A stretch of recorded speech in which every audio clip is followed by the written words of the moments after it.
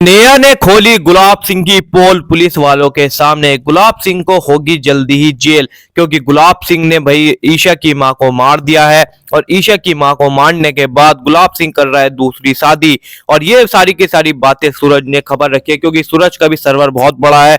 उसने भी अपने समय में लोफर गर्दी गुंडागर्दी सब करी है ना, तो सूरज ने सब कुछ आगे बता दिया अपनी ईशा को। अब ईशा भाई शादी को रुकवाएगी, अपनी माँ को ढूंढ के निकालेगी। आगे क्या हुआ ये जानो पहले एक एक बात को। गुलाब सिंह ने करी बिंदिया से शादी। उसी समय ईशा है जो बोलने वाली हैं कि तुमने ही मेरी मां को किडनैप कर सच्चाई बता दो। इस समय सूरज है जो गुस्सा होने वाला है, बहुत ज्यादा है।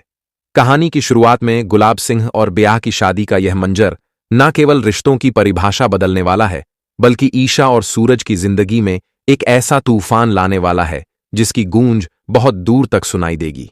कहानी की शुरुआत ही उस धड़कन रोक देने वाले पल से होती है जब शादी के मंडप में नहीं बल्कि घर की दहलीज पर एक ऐसा तमाशा खड़ा होता है जो पूरे परिवार के होश उड़ा देता है। घूंघट उठते ही जो चेहरा सामने आता है वह किसी और का नहीं बल्कि उसी बंदिया का है जिसने इस परिवार को बर्बाद करने की कस्में खाई थी। यह महज एक शादी नहीं है, बल्कि एक बहुत ही गहरी और घिनौनी साजिश है जिसे गुलाब सिंह ने अपनी उम्र और सामाजिक मर्यादाओं को ताक पर रखकर रचा है। गुलाब सिंह ने सारी हदें पार करते हुए बंदिया को अपनी अर्धांगिनी स्वीकार कर लिया है और उसे पूरे अधिकार के साथ घर ले आया है।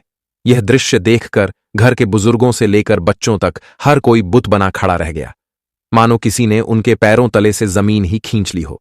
किसी को अपनी आंखों पर यकीन नहीं हो रहा था कि कल तक जो औरत इस घर की दुश्मन थी, आज वह इस घर की मालकिन बनकर मांग में सिंदूर और गले में मंगलसूत्र पहने खड़ी है। ईशा के फैन हो तो चैनल को सब्सक्राइब करें। माहौल में तनाव तब और ज्यादा गहरा जाता है जब ईशा की एंट्री होती है। ईशा जो अब तक बाहर अपने और सूरज के बिखरते रिश्ते को समेटने की कोशिशों में लगी थी, अनजाने में ही घर लौटती है। उसे जरा भी अंदाजा नहीं है कि उसकी पीठ पीछे उसके ही घर में क्या खिचड़ी पक चुकी है। जैसे ही ईशा मुख्य द्वार से अंदर आती है, सामने का नजारा देखकर उसके कदम वहीं जम जाते हैं। सामने सुहागन के लाल जोड़े में सजी धजी बिंदियां खड़ी हैं, जिसके चेहरे पर जीत की एक कुटिल मुस्कान है। ईशा को अपनी आंखों पर विश्वास नहीं होता। उसे लगता है कि वह कोई बुरा सपना देख रही है, लेकिन यह सपना नहीं बल्कि एक कड़वी हकीकत थी। जिस बिंदिया को वह अपने जीवन से और सूरज के जीवन से दूर करने की जद्दोजहद कर रही थी, वह अब उसके घर के आंगन में खड़ी होकर उसे ही मुंह चिढ़ा रही थी। ईशा का खून खौल उठता है, उसके सब्र का बांध टूट जाता है और वह बिना एक पल गणवाए आंधी की तरह सीधे बिया की ओर बढ़ती है। ईशा की आंखों में जो गुस्सा और नफरत थी वह देखने लायक थी। वह ब्याह की आंखों में आंखें डालकर सवाल करती है। उसकी आवाज में कंपन और क्रोध दोनों साफ झलक रहे थे। वह ब्याह से पूछती है कि आखिर यह सब क्या नौटंकी है। क्या उसे लगता है कि वह इस तरह के घटिया खेल खेलकर और गुलाब सिंह का इस्तेमाल करके सूरज और ईशा को अलग कर पाएगी? ईशा उसे साफ शब्दों में चेतावनी देती है कि उसकी चालें अब कामयाब नहीं होने वाली, क्योंकि सच और प्यार की ही अंत में जीत होती है। ईशा के फैन हो तो चैनल को सब्सक्राइब करें, लेकिन कहानी में असली ट्विस्ट तो अब आता है। बिंदिया, जो अब तक शायद छुपकर वार करती थी या बेचारी बनने का नाटक करती थी, अब एकदम बदल चुकी है। उसके चेहरे पर ना तो कोई डर है और ना ही कोई शर्म। ईशा के गुस्से को देखकर वह घबराने के बजाय जोर से हंस पड़ती है। वह ईशा की बातों पर एक व्यंग्यात्मक मुस्कान बिखेरती है और बड़े ही शातिराना अंदाज में जवाब देती है।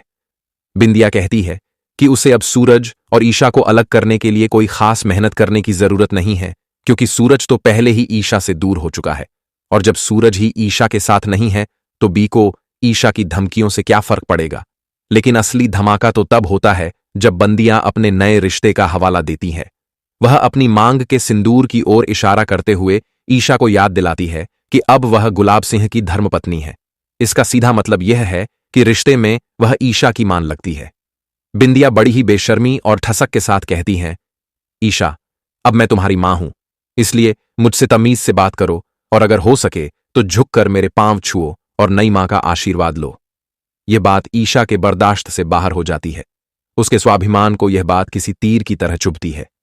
जिस औरत ने उसकी जिंदगी में जहर घोला हो, उसे मां का दर्जा देना तो दूर, वह उसे इंसान मानने को भी तैयार नहीं थी। ईशा के फैन हो तो चैनल को सब्सक्राइब करें।